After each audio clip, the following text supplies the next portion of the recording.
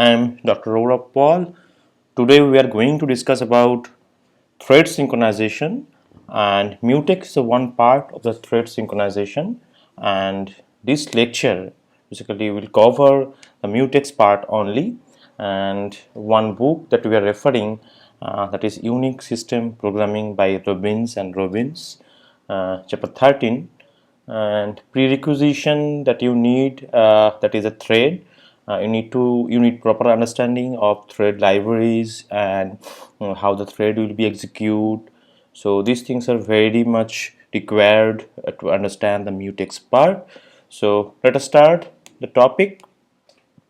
So what is mutex? The full form of the mutex is mutually exclusive. That means, say, when multiple threads are running, and say the multiple threads are trying to acquire a memory portion. I have thread 1, I have thread 2, and I have one memory location over there. And at the same time, if thread 1 and thread 2 is trying to update the value in the specific memory portion, so obviously a problem will be arise. So I am referring these green box as a shared resource, which may be a shared memory for this case. So how I avoid this situation is the main problem. So that's why we have this mutex concept.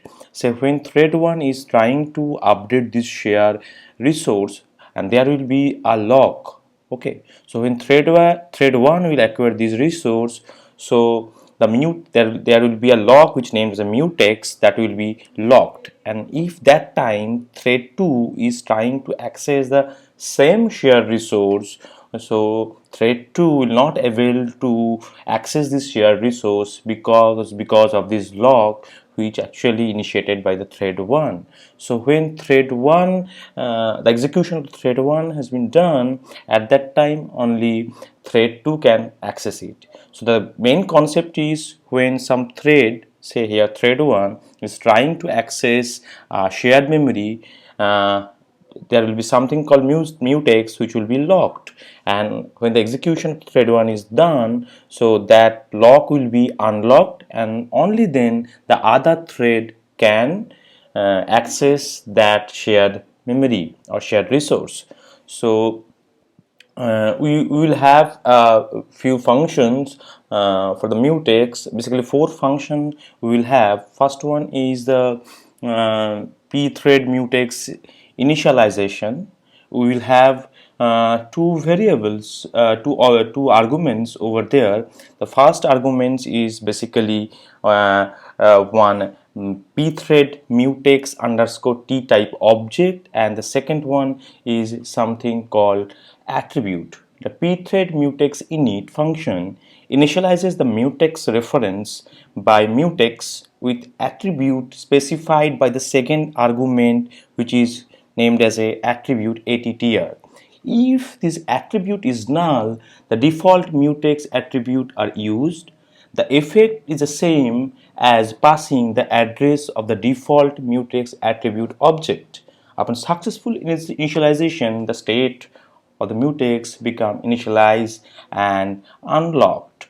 So as I have written over there, if it is unsuccessful, pthread mutex init returns -1, otherwise on successful execution it will return 0. So we'll have one more function which is called pthread mutex destroy, which is very much self-same with the pthread mutex init. And so this is to destroy the mutex that you have created. Okay, so the pthread mutex destroy function destroys the mutex object referenced by mutex. The mutex object become in effect uninitialized, and implementation may cause pthread mutex destroy to set the object referenced by mutex to an invalid value.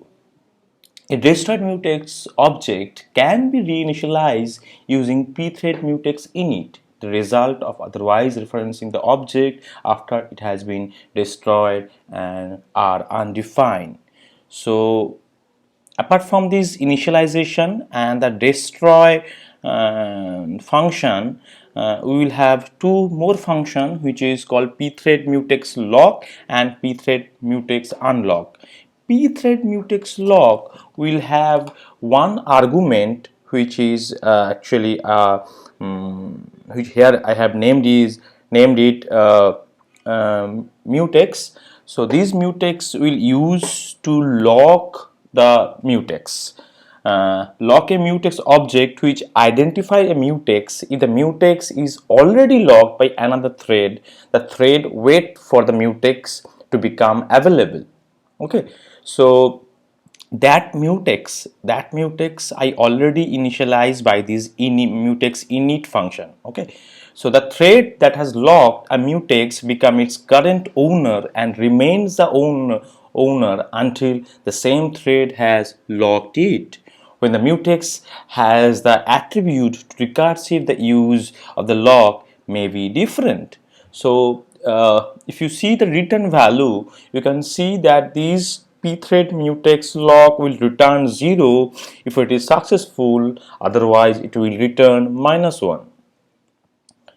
And that one, the third one, which is pthread mutex unlock, which is also referring the same mutex. It is actually release the mutex object. If one or more threads are waiting to lock the mutex, pthread mutex unlock causes one of those threads to return from pthread mutex lock with the mutex object acquired. If no threads are waiting for the mutex unlock with no current owner. When the mutex has the attribute of recursive, the use of the lock may be different. When this kind of mutex is locked multiple times by the same thread, then unlock will decrement the count and no waiting thread is posted by continue running with the lock. So if the count is decremented to 0, so actually that I am saying that there will be, I mean, if you want to know the mechanism of the mutex, so basically there will be a count which is count variable, you can say. I mean, the layman aspect, you can say this lock is basically some variable, and whenever some mutex is trying to access some shared resource, that value will be changed and other threads will observe that change. If they detect some changes, the other thread will assume that somehow that's their resource is busy at that time. Okay, so let us have an example. Say what I'm trying to do. I have one program. I want to show you one program. Just a minute. Probably this one. I think it's visible. So in this program you can see that I have one function. I name it try these. Okay, so and in this function will use one counter.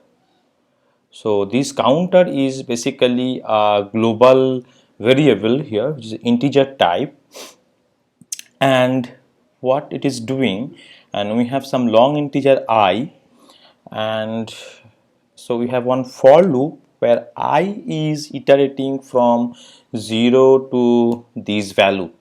Okay, so whenever the processor will get this for loop, the processor will be struck into this loop, and when this for loop is done, it will print that the job has been finished. So you can see this percentile d, that is representing the counter value, and say here I am representing by 1. Here I am starting it by 1. Okay, so in the main program what I am doing, I have one integer again, and okay, so as I said that you need I mean you should have a prerequisition. You, I mean, to understand this mutex concept, you need to understand about the thread basically, because here I'm showing you, I'm demonstrating you the mutex concept using the thread. Okay, so that can be done using process also. So but for this example I'm showing you thread. Okay, so here I mean, if you have thread concept, I think you can understand these pthread underscore t type. So what I am doing, I am actually calling this I am actually putting this try these function into threads. So twice.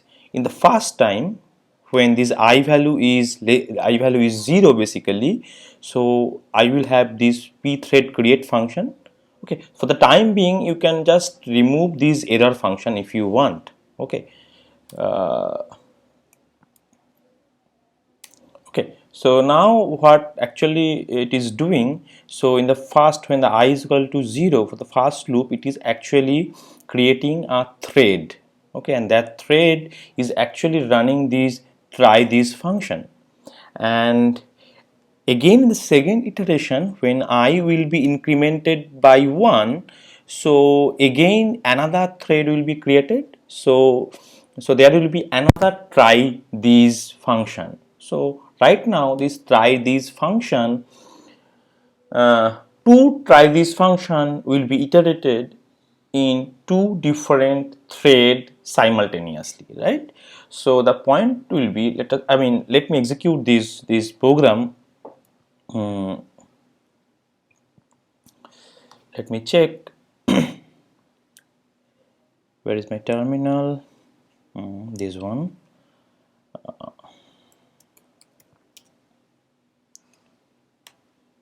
So program name is no mutex. Okay, so while you are when you want to compile your program where you are using the thread POSIX thread, during the compilation, in the compilation line you have to write lp thread. Okay, so these lp thread line that will help you to connect the POSIX thread library.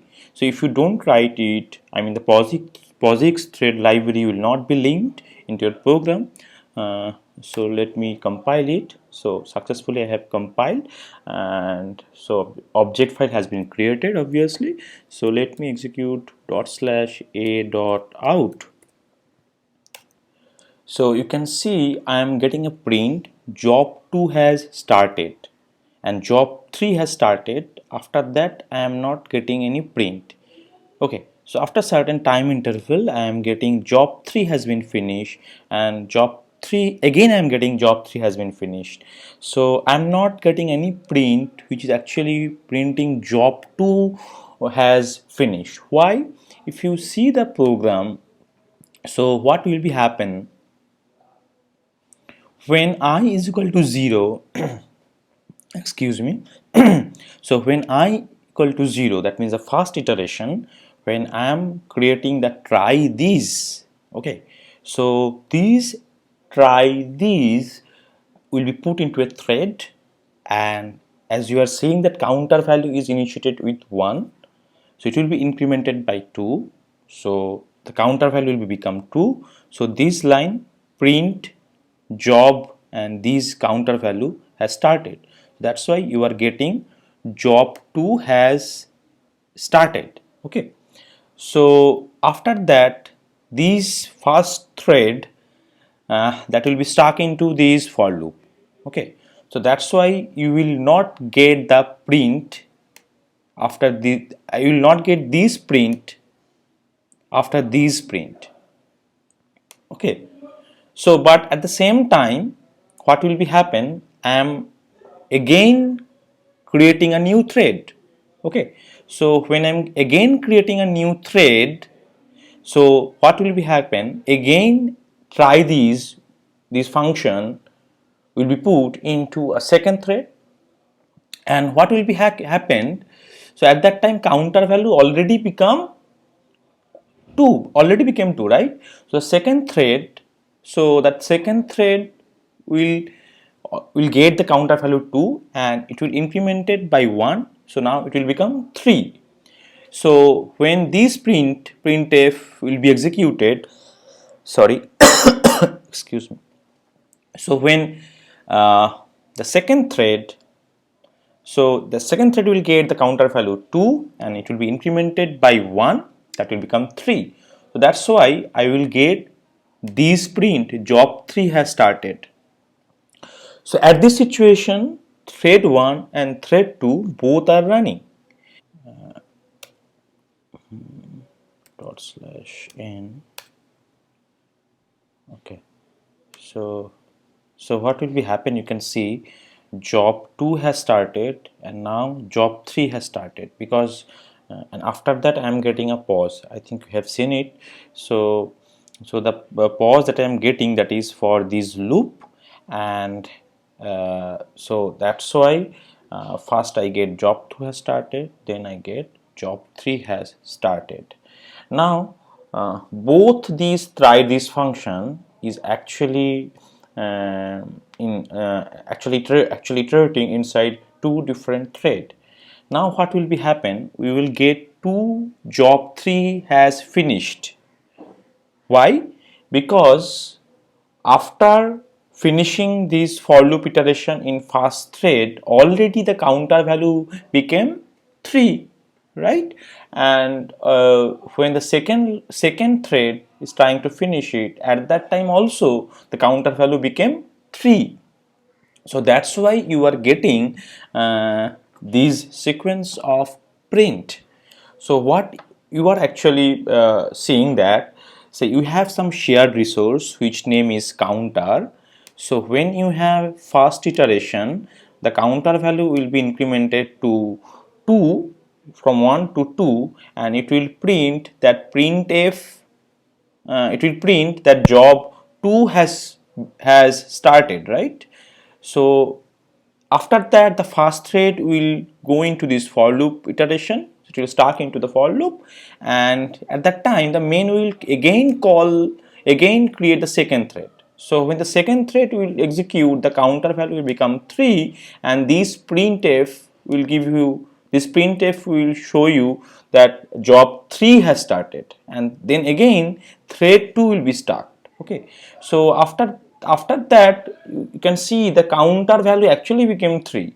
So when the first thread and the second thread will finish their for loop iteration, at that time the counter value already became 3. So that's why you are getting two job 3 has finished print. One job 3 has finished is coming from first thread, and one job 3 has finished is coming from the second thread, right? So the problem is, you can see we have some shared resource, and the shared resource, I mean two different thread is trying to access that shared resource. Okay, so now if I introduce okay, the point is you may get some different sequence over there, because the sequence is depends on the current situation of the operating system. So for my system I am getting this sequence, and for your system you may get some different sequence also. Anyway, so the thing is, if I introduce the if I introduce mutex over there, so what will be happen?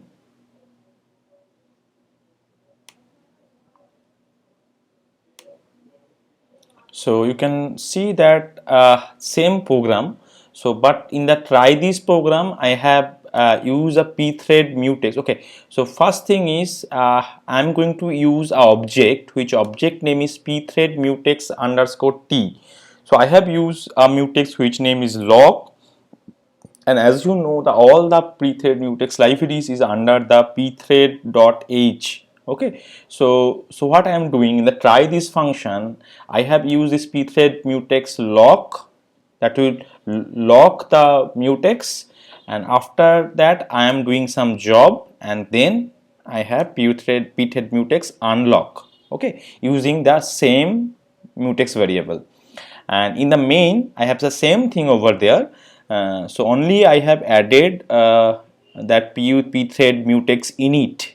Okay, so that thing, this is to initialize the pthread object, and after doing the all this job I am destroying the pthread mutex. Okay, so and inside the main function I am again calling again creating two threads, and I am putting the try this function inside it.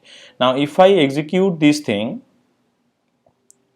if I execute this thing, so my program name is with mutex gcc with mutex lp thread. Okay, so now if I execute this one, so first I will get the job one started. So when job one will acquire the shared resource, which name as a counter here, so at that time, you know, the second thread will be started, right? But second thread cannot acquire these shared resource because the first thread locked it, right, using this mutex lock. And when job one has finished, only then the second thread can acquire the shared resource. So in this example, the counter value is actually initiated by 0. It's a global variable. So sorry, it is initiated to 1 actually.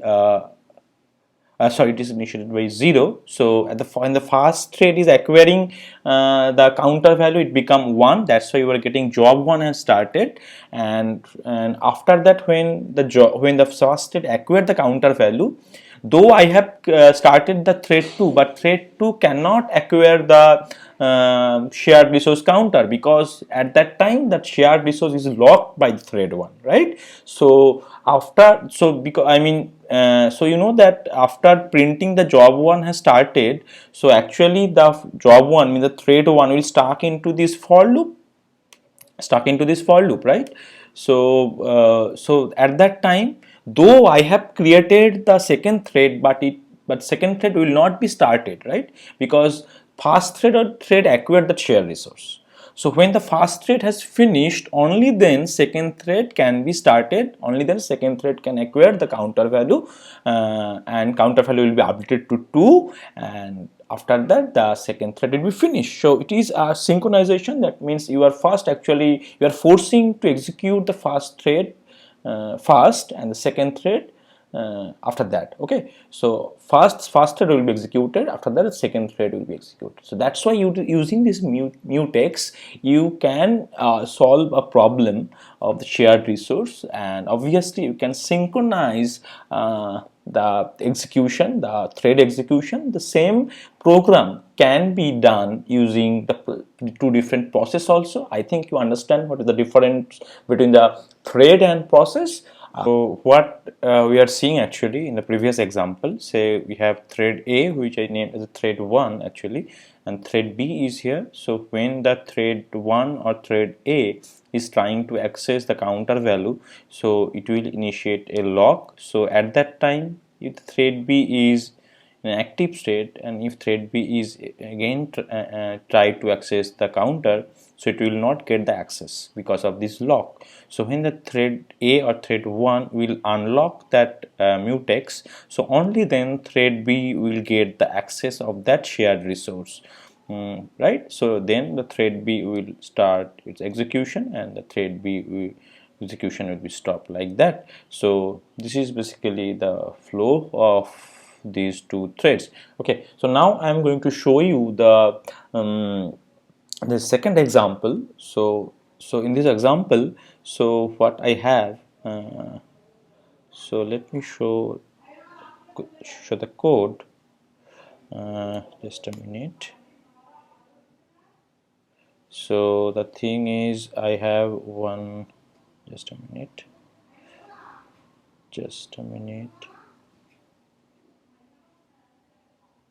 so I have one program which name as nmutex. So what is inside the nmutex? So nmutex means actually no mutex. So in this example, I have two function. One is an f1 function and one is f2 function. So f1, and I have one variable which is initialized by 10 here, which is actually long type and global. And in f1 is actually incrementing that variable, and the var will actually, I mean the for loop will be from 0 to this amount. Okay, so and f2, that will decrement that var variable. Okay, and here also we have the same loop, 0 to this amount. Okay, so the thing is, and in the main function I am calling I am first calling the thread 1, and then I am calling thread 2 after the thread, after I have thread joining. Okay, and after that I have printed the final value of the variable. Okay, so I'm not using the mutex here. So obviously when this second thread and first thread will be created, so there will be a time when these both thread will be executed concurrently, and they both will try to access the var value at the same time. So I don't know how they what will the sequence to access the var variable, because I don't have the mutex here. So randomly f1 and f2 both thread will try to access the var variable. So if I execute these program,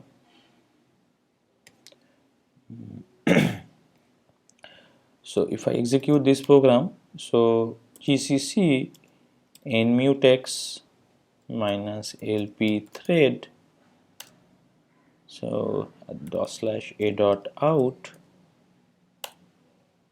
so you will get this random value. So again if I execute it, you will get some different value.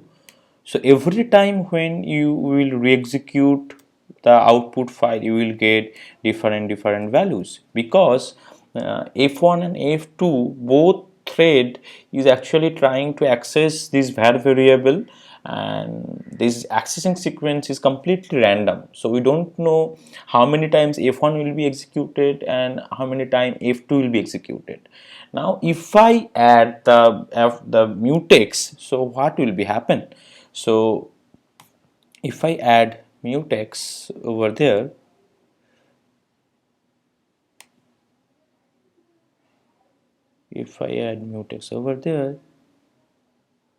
so the thing will be changed obviously. So now what I am doing, I have the same program. I have created two mutex over there. So one is the m and one is the m1. So the thing is, I have used some pthread mutex initializer. This is initialize value. If you want, I mean, if you want, you can skip this initialize part, but there is some option in the POSIX thread which actually one value actually pthread mutex that is used to initialize the mutex object. But without this initialization, also your code will work obviously. So I am not going into details here.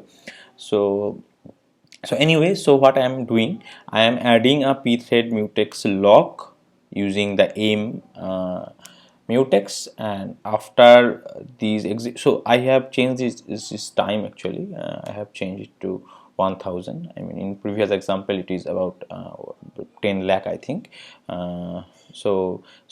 Okay, so in this for loop I have a for loop which actually iterating 1000 time, and so var will be incremented 1000 times, and then I am unlocking the p thread, then I am unlocking the POSIX thread. Okay, so same thing I'm doing for the f2 also. I have added this p thread mutex lock, okay, before starting the for loop, and then again I have unlocked it, right? So the initialized value is 10 here. So the point is, if I execute this thing, gcc w mutex minus lp thread, now dot slash a dot out, so you can see that final value is 10, because when the first thread which actually named as, where is my program, this is the previous one, this one, let me stop it. Okay, so the thing is, let me show the output actually. So so why this variable is 10, because it is initialized by 10, and when thread 1 will be started, so thread 2 cannot access the var variable. So first var will be implemented, sorry, this is the previous example. So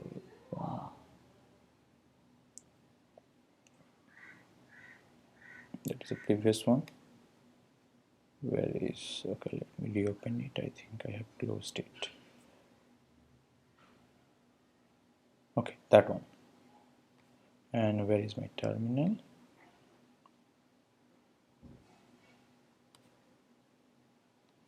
So actually I want to open W mutex and the terminal simultaneously.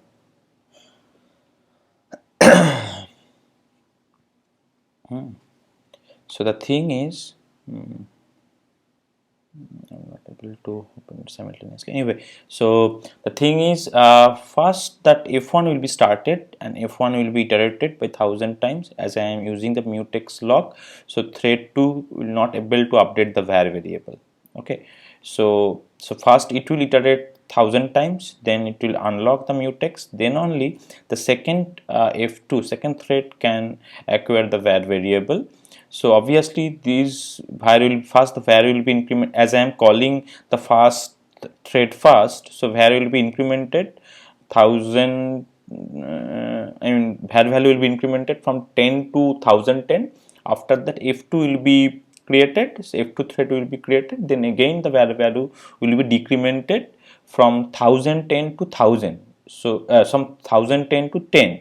So obviously, so every time when you will actually re-execute this thing, always you will get the initialized value, which is 10 here. So I think these two examples are enough to understand the mutex concept, and you will get so many examples in the mutex in the internet also. If you have any question, any confusion regarding the mutex, feel free to feel free to mail me, or you can communicate through the YouTube also. So thank you very much. Hope you understand the basic concept of the mutex.